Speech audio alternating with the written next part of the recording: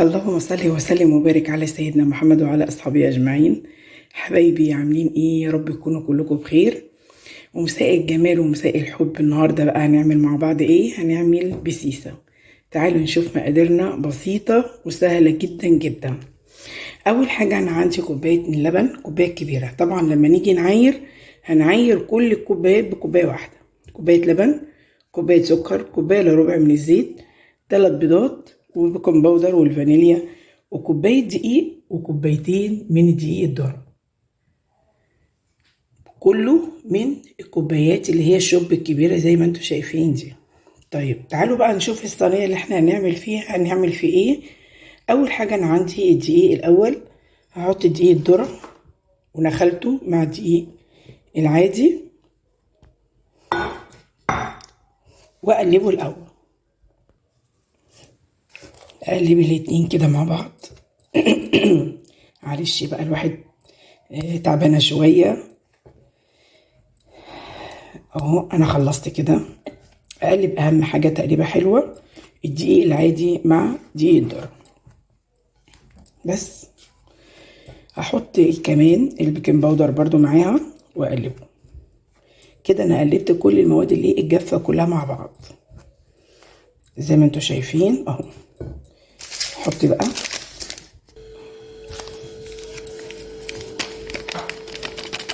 حطي الكيس كله اهو. طيب والمواد الجافة هعمل المواد اللي هي السايلة هعمل فيها ايه؟ هجيب طبعا الكبة لاني انا مش قادرة بصراحة اقلب حاجة،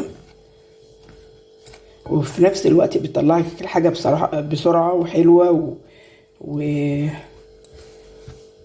السوائل بتاعتها بتبقى كويسة. تعالوا نشوف بقى. انا طبعا البيض عندي لازم احط الفانيليا على طول عليه. ده البيض حطيت عليه الفانيليا، احط على طول في قلب الايه الكبه كده، يا اما الكبه يا اما الخلاط اللي يريحك. احط الزيت، كوبايه الا ربع من الزيت. احط اللبن، شوب لبن كبير. احط السكر، كوبايه سكر كبيره. نقلب كل الكلام ده كله ايه مع بعضه.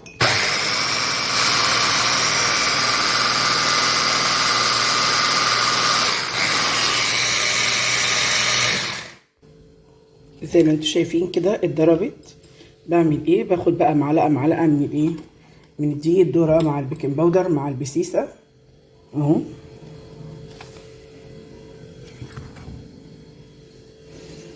احطه بس معاها كده شويه واضرب.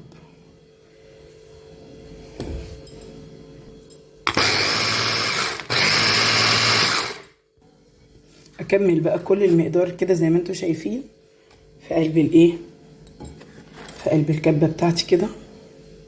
لان ايه اللي بيبقى مش قادر يعمل حاجه يا جماعه يعملها على طول، الحاجه الاسهل ليه والاسرع.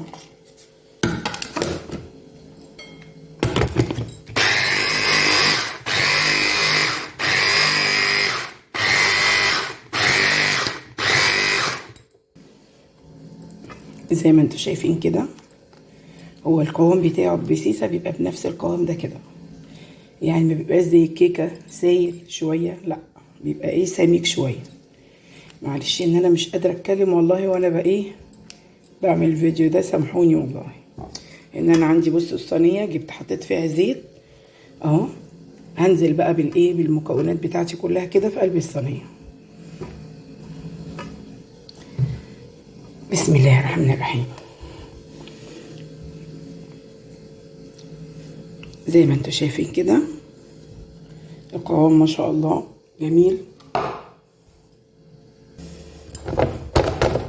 خلاص كده زي ما انتوا شايفين كده ندخلها بقى الايه الفرن. وانا طبعا قبل ما ابدا في اي حاجه بكون لازم ان انا مشغله الفرن بتاعي، عشان طبعا الكيكه او البسيسه او اي حاجه من الايه من الحاجات دي كلها تنجح معاكي لازم تشغلي الفرن، تكون الفرن ايه سخنه.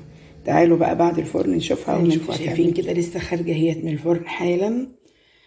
اول بس ما تبرد نقطعها نحطها في قلب الطبق ونشوفوا احلى بسيسه. جميلة جدا، والمكونات بتاعتنا برضو بسيطة مش صعبة.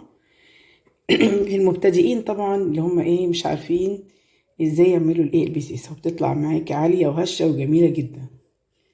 خليكي برضو شوفي في الاخر. تعالوا بقى نقطعها مع بعض كده. ايه بردت شوية، الصينية بتجري.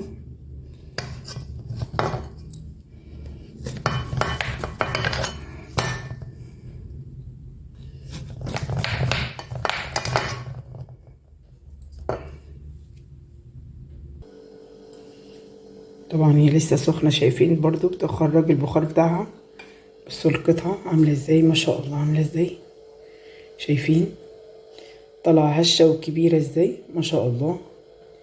الارتفاع بتاعها عامل مظبوطة 100%. عايزاكم بس ان انتوا تجربوها وتعملوا بنفس المقادير ديت، هتنجح معاكي احلى بسيسة. زي ما انتوا شايفين الارتفاع بتاعها عالي ازاي وجميلة. تعالوا بقى نعمل بقى ايه كوباية شاي عشان نشرب بيها الايه الشاي، او شاي سادة او شاي بلبن، مع احلى بسيسة من يوميات مطبخ الياسمين. وكده انا ما عملت معاكم الشاي اهو زي ما انتوا شايفين. مع البسيسة او شاي بلبن اللي يريحكم تعملوه. لو عجبك الفيديو ما تنسيش السبسكرايب ليوميات مطبخ الياسمين، واللايك والتعليقات والدعوات اللي انتوا تدعولي بيها. واقول لكم كمان السلام عليكم ورحمة الله وبركاته، مع احلى متابعين في الدنيا.